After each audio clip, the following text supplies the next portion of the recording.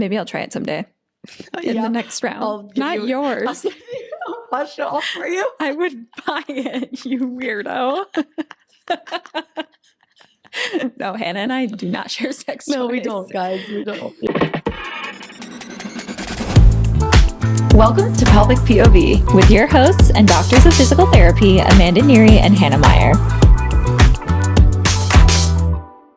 Hey, Pelvic Freaks. Welcome back to another episode of Pelvic POV. We're your freaks for us and we're freaks for your pelvis, baby. Happy Valentine's Day, Pelvic Freaks. Ooh la la. Do you like our fashionable attire today? Well, the vulva suits are back, baby. The vulva suits are back. Thank goodness. I've been waiting for another excuse to wear these bad boys. V suits for V-Day. Hee hee hee hee. With our head as the clitoris. Because it just makes sense. Yeah, it's pretty good. If you're listening and not watching and you want to see our vulva suits, go on our Instagram because we have posted with them. Yeah, guys. In spirit of Valentine's Day, I wanted to bring forward a little news topic that I thought was freaking hilarious. And what is it? Listen to this. Brookfield Zoo, which is in Chicago, and I didn't know, I just learned. Brookfield Zoo, Chicago lets you name a cockroach after your ex for Valentine's Day. You literally can donate $15. I guess it donates just to the zoo. They're Madagascar hissing cockroaches. Then you can name after that unspecial someone in your life. Dude, that's really good. Yeah, I know. I saw that. I want to do it. I was like, that's freaking hilarious. Do you know how many like Justins there's going to be? Or like Jake's. What is it? J names? Yeah. Jason, Justin. There's going to be a lot of J named cockroaches. Brad, Kyle. Chad the cockroach. Wow. Oh my God. So not going to be a lot of women cockroach named. I doubt it. There might be. You know, there definitely could be. There definitely could be. I kind of want to do it. Should we do it? I'm down. I think we got to donate soon though. Yeah, I'm down. Can you do? I don't think you can send last name though, but maybe you can do like the initial. That'd be funny. Because it can't, there's going to be like a bunch, if there's like Jake, you know what I mean? How you know that it's like specifically your ex, as if they're going to be able to fact check that. Yeah. You can just name it after anyone, but it's good marketing. Yeah, it's really good marketing. And I'm going to donate $15 to the zoo. When's the last time you donated to the zoo? I don't. I don't donate to the zoo. Yeah, it's not on the top list of my philanthropies that I support. It's not. But this is working. Guys, Amanda and I are back from the freaking dead. Oh, yeah. We both had the flu. It was awful, guys. We both had flu A, guys. You know what? At one period during the sickness, I literally was like, I remember like laying in my bed, shivering, like literally hallucinating. And I was like, you know, when I get out of this, I'm going to live my life different. I'm gonna wake up early. I'm going to start my day right. I'm going to try harder. We're going to prep even harder for the podcast. We're going to come up with great content. It was wild that we had it at the same time. And you would think that's like fun because you can talk on the phone, but we were both so sick. Like I didn't talk to Hannah for 3 days straight. One day I didn't even leave my bed. I just couldn't get up. 19 out of 24 hours on Tuesday. Last Tuesday. Wild. Yeah, dude, that was the worst. Have you guys had the flu yet? Because it's freaking going around town. Please get your flu shot. Don't do that. It was awful. Don't do it. Get your freaking flu shot. Get your freaking COVID shot. Yeah, not worth it.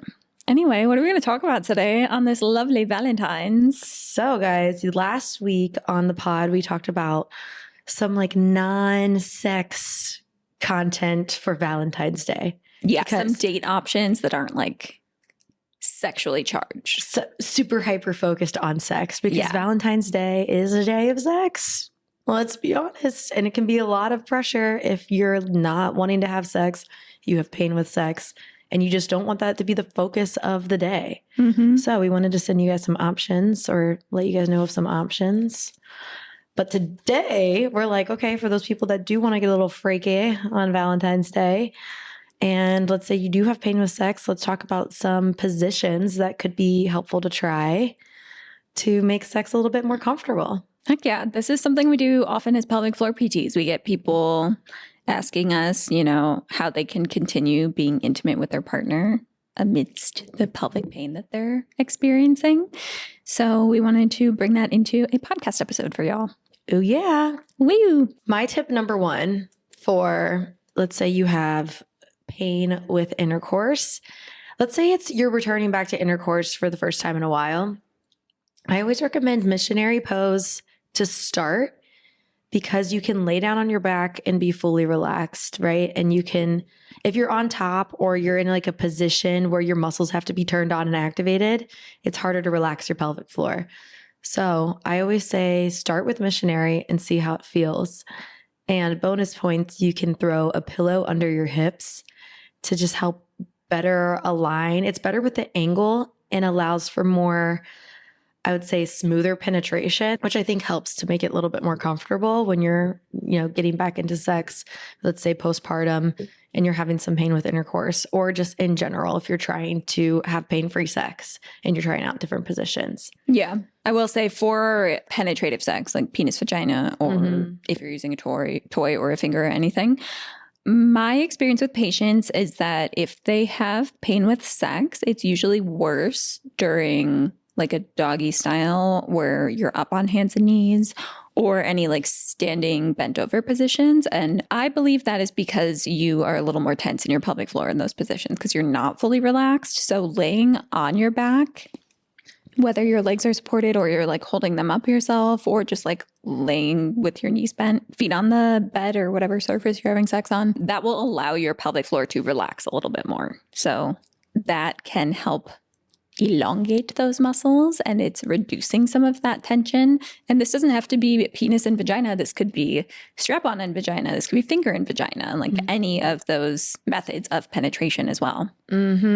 Yeah, because with like doggy positions, or like when you're on hands and knees, or if you're like up and you're squatting or something, your accessory muscles are turned on. So like your glutes are activated, your adductors, your quads, whatever. And these muscles are going to promote or kind of like feed forward into your internal pelvic floor muscles and help to turn those on too. So it's harder to just like intentionally relax your pelvic floor when all those other muscles are turned on, but it is possible. But it's harder if you're returning back to penetrative sex, or if you have pain with sex, or you already have a hypertonic pelvic floor. Oh, before we move on from missionary, I will say when I am checking people's pelvic floor and we do like a happy baby pose or something while we're checking the pelvic floor, or like knees to chest, it does help. And we work on our diaphragmatic breathing. It does help to drop the pelvic floor. So you can play around with bringing like one knee to chest or both knees to chest. And then you can kind of use that to like block the person in front of you to give you like a little bit more cushion. So that's not too much of like a thrust, I would say. So you can kind of use that as a cushion, but you have to play around with it. Everyone's different, and it could maybe be a little bit more uncomfortable because you could get a little bit deeper penetration if you bring your knees to your chest too. Yeah, I like that. And I think we're even getting ahead of ourselves with penetration, because we can also explore sex without any penetration whatsoever. So like if you are someone with a vagina and you're worried about pain with sex because penetrative anything is painful for you, I highly recommend leaning into what some people traditionally consider to be foreplay. It's still sex. It's still sexual activity. You can be external. You can stimulate the clitoris. You can play around with that, and that can be fun for you and your partner. And it all comes down to that communication and how you're communicating with your partner and what you feel comfortable talking about with them. Step one, communication and consent, baby. Oh, yeah. Okay, so we touched on missionary, some other positions that may be more pain friendly. And let's say you like sex from behind, but doggy style is hurting. You can always try laying on your side in that like spooning position. That is a little more similar to missionary in the sense that you're going to be relaxing those accessory muscles more because you're not holding yourself up in that position. And you can also like support your leg on your partner, things like that, where you can still get that penetration from behind, but you're not holding yourself up. So what I think is really helpful in these cases where you're like, oh, it's painful, but like thinking about it being painful and trying to work around that is really unsexy to me. And then I have a low libido and I don't want to do anything. Mm-hmm. I definitely recommend making it almost like a game with your partner where it's like, oh, how can we like try orgasming in a different position if like you're used to doing that in a certain position that's currently painful? What can we explore today that we haven't done before and make it one of these, you know, pain-friendly positions or activities that you can do together? It can almost be like a really fun, intimate thing between the two of you that makes it less clinical. Mm-hmm. Yeah. So I always talk about stuff like that. And with like being on top, sometimes feedback I hear from patients is that they actually prefer being on top. Not always, but sometimes it can feel like you have more control when you are on top because you're controlling the depth of the penetration, right? So if you're on feet or if you're on your knees, both ways, you can kind of control how fast you're going and then your partner is laying down. So instead of having to like brace against and think about what they're going to do, maybe being in that element control can give you more peace of mind. But it might be a little bit harder to relax. So you kind of have to play around and see. And going off of that, you can also kind of position yourself in missionary to where you're moving and then your partner is stable. So not allowing your partner to be the one moving, you know, but like you're moving your body. And that could be another option if it's harder for you to relax. Mm-hmm. Mix it up, little fun twist-a-roo. But yeah, I agree. A lot of my patients like being on top because they like that control of the depth. If you resonate with that and it's more of a chronic thing, like that's happened for years and years, and it seems like a true depth issue, that's when we as pelvic floor PTs recommend exploring things like the O-nut from the pelvic people. We've talked about it before, but it's like a ring that'll go along the penis, or if you're using a strap-on, anything that's penetrating to increase your comfort with depth levels. So that can be used in missionary position or with you on top and can just make it a little bit more comfortable too. And they feel like fleshy, so they're supposed to feel pretty natural for both partners as well. Mm-hmm. So that could be something that could even be like a gift you get your partner and you're like, okay, let's try this out. I'm excited to have sex with you tonight. And that could be like a fun communication thing for you guys too. Yeah. Yeah. And then, so we talked missionary, we talked being on top. We talked the option of you being in control and you moving instead of your partner moving. And we talked about spooning. So that's sideways positions are both good. So spooning when you're facing away from your partner or when you're facing your partner and laying on your side. I feel like that's another really good option to play around with and try. Because again, you're still in that position where your accessory muscles aren't turned on and you're in a position to where you can better chance to relax your pelvic floor, or it's easier to. You can play around with like having your knee up too, because that hip flexion can stretch the glutes and help to relax the pelvic floor as well. Yeah. What advice are we going to give to our patients with penises that have pain with sex? With my people, anyone who has pain with sex, I like to set them up with a pre-sex routine, which I know we've talked about before on an episode, but basically it would be like 2 or 3 things that you could do before having sex that could prepare your body a little bit more. So with people who have penises, we're often looking at tension in the pelvic floor, and people with vaginas, we're often looking at tension in the pelvic floor as one of the causes of painful sex. And so we're usually going to give you a breathing exercise, maybe a position and a stretch for the pelvic floor that you practice some diaphragmatic breathing in, and maybe one other position or movement that you can do just to work on some mobility, warm up those muscles like you would before an exercise. And this should really only take like 5-10 minutes. So sometimes we recommend scheduling intimacy if you do have pain. And I think that's a nice thing about Valentine's Day is like, okay, it is a specific date and you may have specific plans with your partner and you may want to engage in sex. So it's a little bit easier to schedule than maybe spontaneous sex throughout the work week and things like that when you might want to engage. So it actually sets you up to be able to do this pre-sex routine and work on some of your breathing to help relax those muscles prior to intimacy as well. Yeah. If we're talking about positions so if you're a person with a penis that has pain with intercourse, or if it's difficult to get a full erection because you have a tight pelvic floor, if we're talking positions, it would be more appropriate for you to be on bottom because then it's easier to relax your pelvic floor, just like how we talked about it with people with vaginas. And I would say like a butterfly position. to like relax your adductors or something like that, or some position to where you can like, at least if doing that either before or during could be helpful, to where you can like stretch and relax. Like almost like a little straddle. Or your legs more extended out instead of just straight planking. Yeah. And you could even be like seated in a little straddle too and have your legs kind of flared out a little bit, but without that like intense stretch too. So like you can play around if you like more of a stretch, less of a stretch. I definitely agree with you in that like you want to be on your back for that max relaxation. Yeah, or reclined seated for sure. Yeah. Seated is always a good option. I kind of forget about it sometimes, like on a couch or something. It's fun. Yeah. It's a good time. It's a good time. Cool. A little straddle sesh. A little straddle sesh. And then another thing I want to mention is lubricant. Lubricant. So no matter what position you choose, you're going to need lubricant. You're going to need lube, baby. Yes.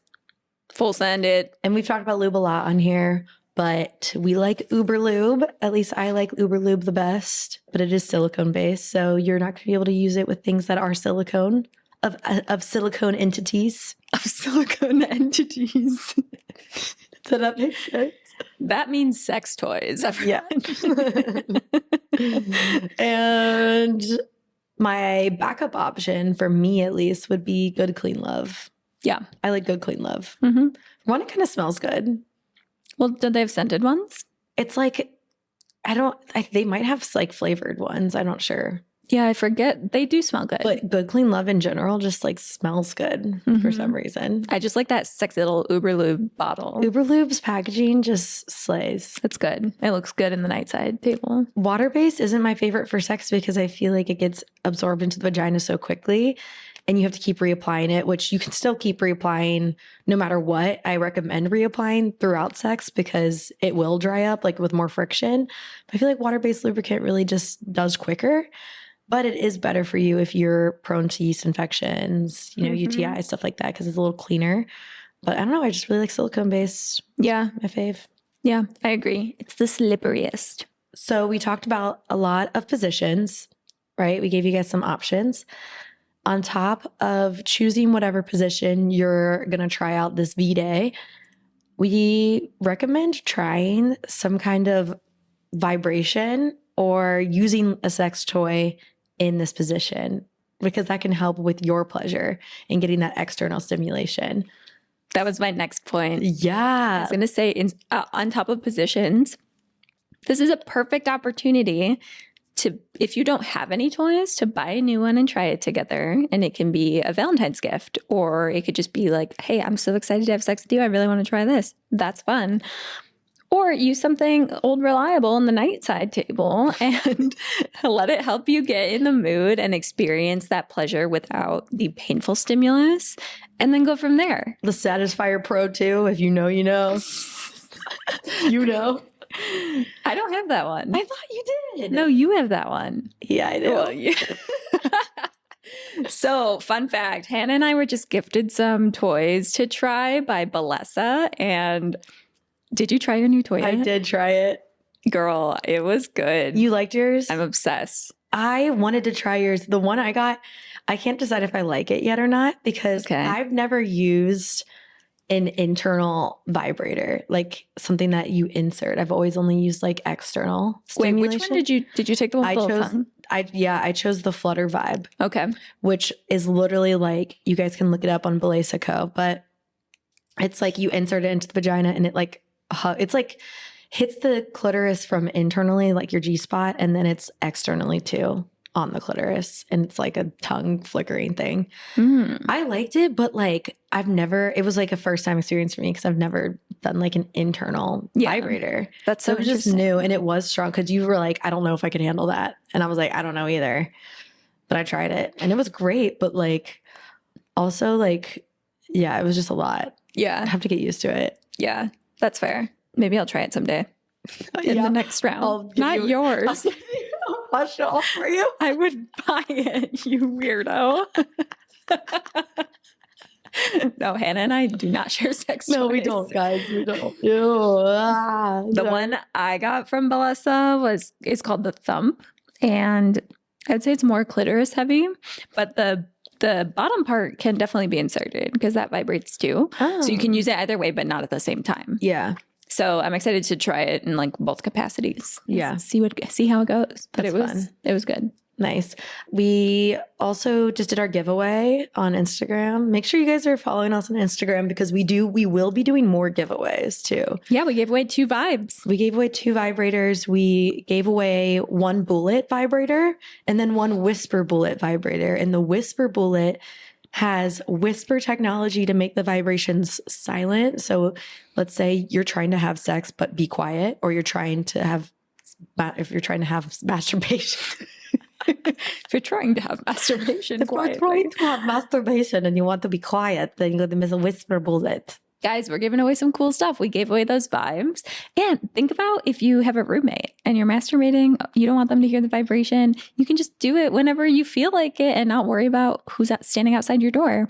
That's great. And the little bullet is perfect for what we're talking about today. If you want to incorporate a vibrator into penetrative sex with your partner. Because it's so easy to just like hold there. Yeah. And even if you have pain with like clitoral stimulation too, you can hold it off to the side. Vibration can be used anywhere near the pelvic floor for stimulation. So it could be on the inner thigh. It doesn't have to be a direct stimulus.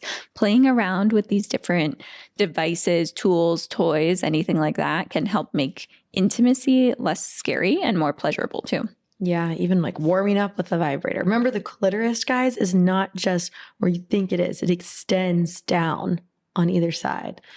I recently saw a 3D model of a clitoris printed, and it looks really interesting. It's not what like you would think it looks like. We should have it in the clinic. I know I want one. We should get I really want to get printed clitoris. Yeah. And then we can play with it on the pod. Yeah, we'll just play with our 3D printed clitoris in our vulva suits. We'll play show and tell in our vulva suits. I love this vulva suit. I know, me too. I feel like I'm at home in it. Yeah, it really is. Yeah, it's homey. I love it so much. It gives me like a new sense of confidence. Hell yeah. All right, let's see. Let's say scenario. We're getting amped up for V-Day. We're ready to have sex with our partner. We're kind of anxious because it's been painful or whatever. We're not sure how it's going to go. Let's say you try and it's just not working how you had hoped. What would be your tip? I know we talked about it earlier, but communicating with your partner and just making sure they're aware of that situation so that you both can make a game plan together. It's easier said than done, but not putting pressure on yourself to make it happen. And going back to what we talked about in our I've Never Had an Orgasm episode, there's so many things that can be sex and foreplay that are not physical penetration and intimacy. So you can play around with different ways to be intimate with your partner on Valentine's Day. And it can be just as satisfying for you, if not more in some cases, to be able to pivot as a team and do something. Maybe you do a sensual massage. Maybe if you really want to be intimate in that way, you can play with like really, really light touch. Take it down to just a massage. Take it down to a little scalp rub. Anything that feels like connection. At the end of the day, sexual energy is creation. And if we're getting spiritual with it, coming from that sacral chakra of creative energy. Creative energy. So you can harbor that creation in different ways other than physical sex. Yeah. I think it's important. Like, let's say you're trying to have penetrative sex. It's not working. I wouldn't say to just give up and just be like, it's not working, and then like be done. Because there are so many other things that you can do to be intimate with your partner, and so many other things that you can try. And just like we said, external stimulation. You could try 69 position, 68 position, which I literally just learned about. Wait, what's that one? Penis person laying on their back. Person with vagina is laying on top of them, but like a vagina towards face, but you're laying on your back. Oh, okay. So then they're going down on you from behind. So you trying to show me right now is hilarious. So it doesn't have to be penis vagina. It could just be person on bottom. Yeah. But I'm just saying the person with the penis I don't think could be on the top. Oh, yeah, that's fair. Okay, let's rephrase this. In penis vagina sex, the penis is on bottom. Yes, but vagina sex, it could be either. The person on top is being pleasured. Yes. Okay. So it's like if you're like sitting on their face pretty much and your legs are around their head, but then you're laying back. So you're more relaxed. That's fun. Yeah. All right. Try a new thing. I know. You probably would want to get a pillow if you're the person on bottom. Like you would want to get a pillow to support your head or something. Prop you up a little bit. I'm sure. We should analyze like some fun, like crazy sex positions. Because there's like that sex position book. Yeah. That we should like get that book and like name that position. You know what? That's another thing I would say to people that it's unsuccessful on Valentine's Day. We talk about mental practice with so many different things in physical therapy when you're like rehabbing a muscle post-operatively and doing all this stuff. You and your partner reading smut together, watching, maybe doing like an OMG yes thing together, reading a Kama Sutra book about positions, like that's mental practice for sex and it's intimacy. So like if you're trying things, don't just like give up and be like, all right, let's go watch Gladiator. Like you can do something sexy still and like do something. I don't know why I said Gladiator. I was like so entranced by how good you were going that I didn't catch that until later. Don't just give up and go watch Gladiator. Stupid. The sexiest thing a man can do is hit his head and go stupid. I do it all the time. We're hooked on that right now. It's so good. Anyway, that's my tip. We know we were starting off this episode talking about positions, but I would say my big 3 takeaways for painful sex on Valentine's Day are 1, finding a position that is going to work best for you. 2, playing around with things that you wouldn't expect, whether that's a toy, whether that's a different form of intimacy. And 3 is communication still. And in the toys category, I'm throwing lubricant. Yes. I was going to be like, lube. It not only makes it less painful, it makes it more fun too. Mm-hmm. Why not make it slippery as fuck? Yeah. The wetter, the better. If you're already wet, why don't you want to be wetter? You know what I mean? Uh-huh. Yeah. And you know what makes a really good Valentine's Day gift? Our Pelvic Freak merch. Yeah. I know it's a little late because it's the 13th, but if you found something in this episode that resonates with you and you want to like tell a story on it, or you have a comment about something we said or a question, make sure you submit it at the link in our Instagram bio so that we can discuss it on a future episode. But we hope you found something helpful in these tips for your Valentine's Day if you are looking to spice things up or be intimate with someone. Make sure you're following us on Instagram at Pelvic POV. And go to pelvicpov.co, not .com, to check out our website for 1, because it's slay, and 2, to look at our Pelvic Freak merch for this V-Day. Heck yeah, it's good stuff. All right, guys. Bye, Pelvic Freaks. Bye, Pelvic Freaks.